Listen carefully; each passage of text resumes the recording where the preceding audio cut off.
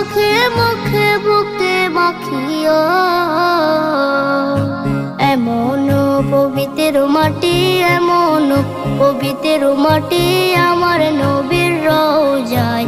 তোমরা যদি যাও গো মদিনায়, তোমরা যদি যাও গো মদিনায়। ইয়া রাসূলুল্লাহ ইয়া হাবিবাল্লাহ, ইয়া রাসূলুল্লাহ ইয়া হাবিবাল্লাহ।